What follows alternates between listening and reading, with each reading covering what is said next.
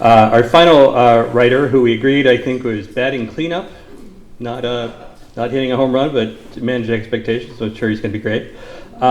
David W. Berner's memoirs and novels have been honored by several organizations, including the Chicago Writers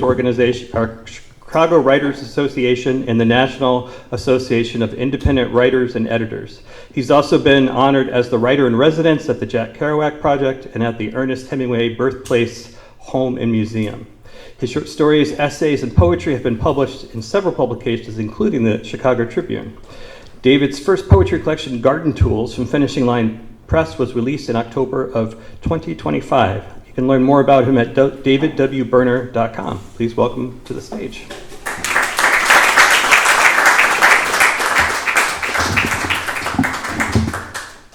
Getting cleanup is fresh. Anybody watch the World Series last game? You know what that's all about. First of all, thank you. I've been here a few times and I've seen some friendly faces I've seen before. I appreciate that. It's always good to be here. This is always a good group. As was mentioned before by some of the other writers, this is a little different for me, the poetry. This is brand new. Although I've written song lyrics before, not in a professional way, but for bands that I had played in and things I have done musically, but I never had the chance to have a full collection of poetry. So this is what I've come here really to talk about.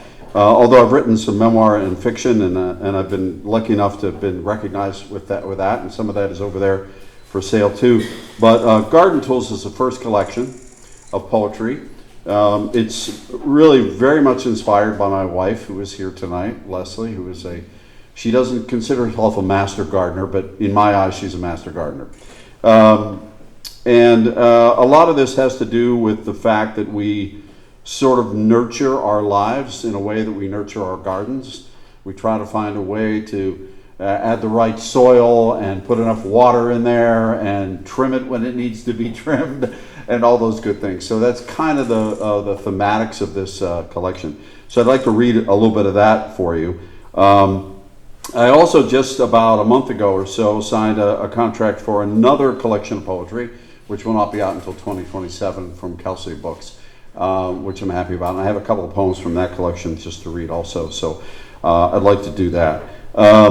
This book, Garden Tools, first came, as I said, from my wife, and the title poem is, guess what, called Garden Tools.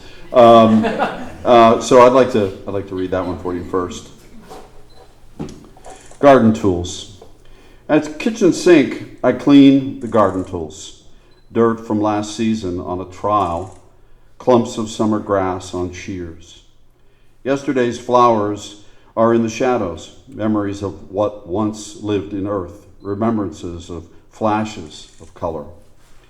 My wife will plant again this spring, as she always does, and those tools will return to their proper purpose and deliver new seeds of promise and new blooms of hope. Yet I will always celebrate past bouquets, flowers of another time, lingering in my daydreams, the markers of seasons and the great return. Thank you. You can clap if you like, or save it to the end. So did anybody see the sky tonight? Wasn't that the most magnificent thing?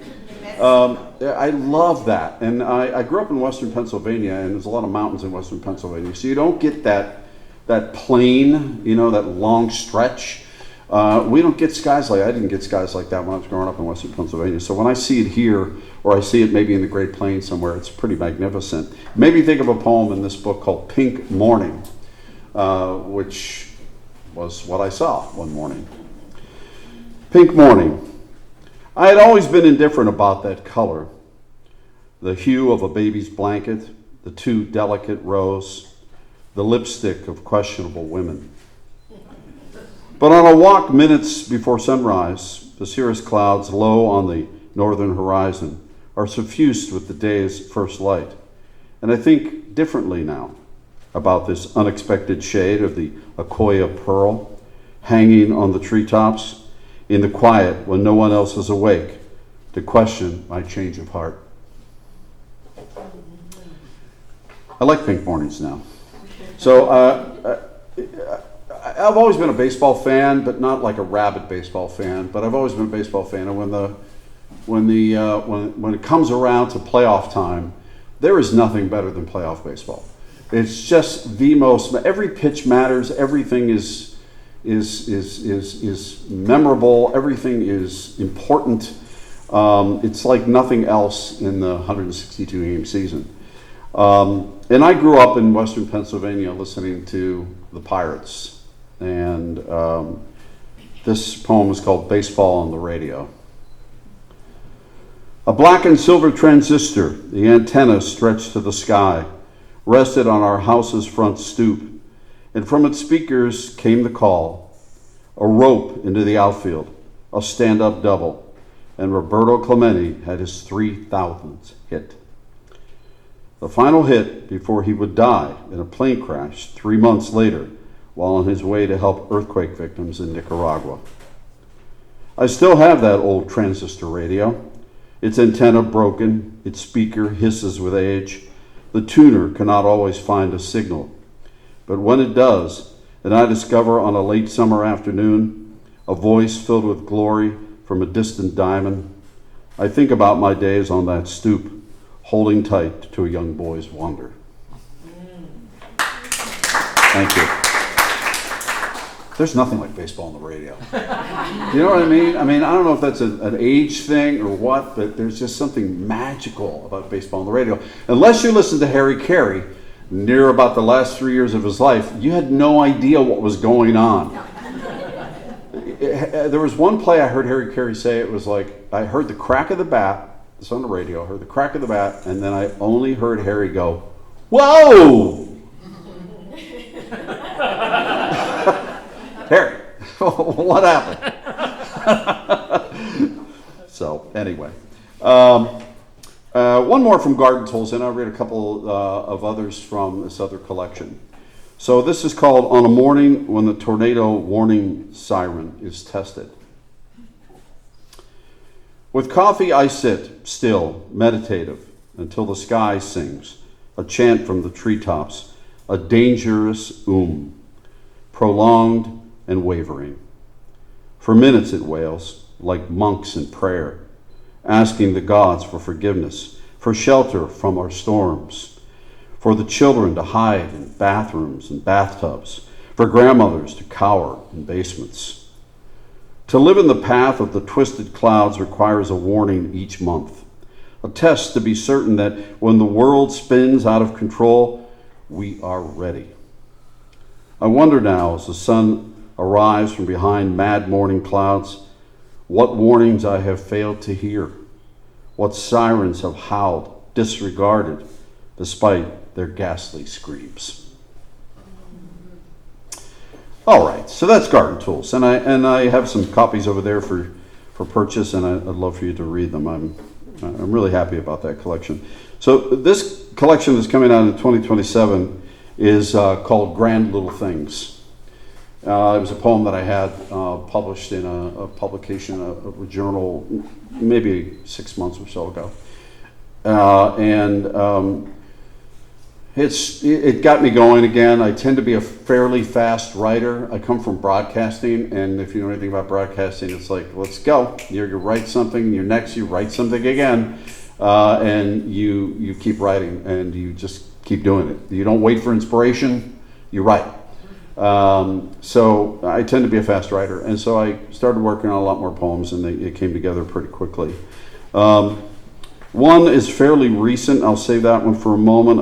And there's another here that is maybe a month old. But two of these that I'm going to read are being published by an online journal called Write Launch. Write as in W-R-I. Online journal that has published one of my short stories, and they like these poems. So two of these will be published. I think this one is going to be published in a few months, called Slow Living. Tonight, I choose to place my singular attention on the moon, the orb of dust and rock, and its ghostly reflection of the burning star, and breathe in the crickets and the owls. It is in the lightness and the chill that I wonder, What does it mean to arrive, to find comfort in a destination reached? Yet I am certain such a place is never found, not when you live slowly, not when you know everything changes, not when it's clear that in the end it all is given away.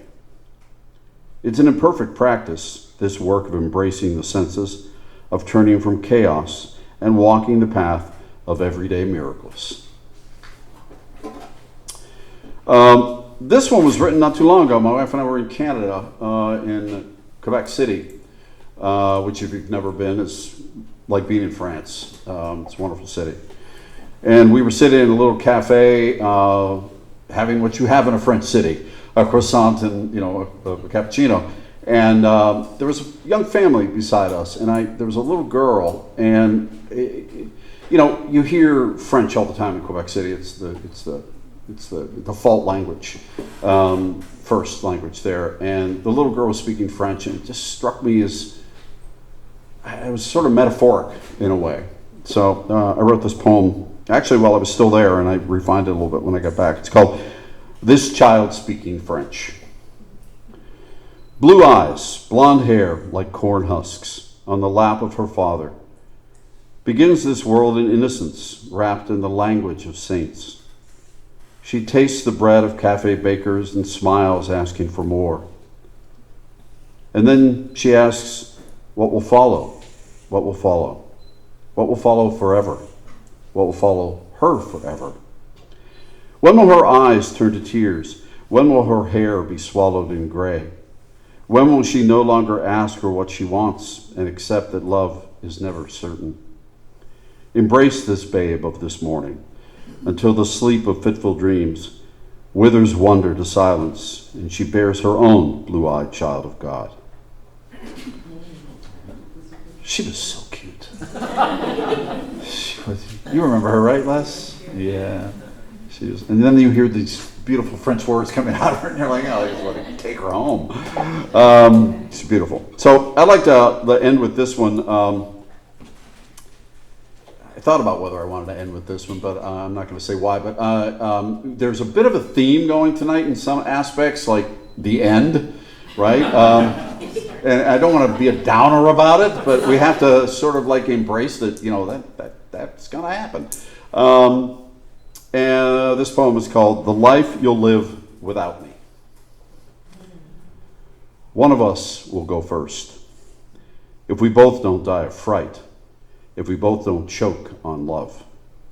And one of us will stay, uncertain of the days, weary of the fight and the fierce headwinds that have bruised our sails and flipped our masts into the waves, heavy hulls taking on seawater.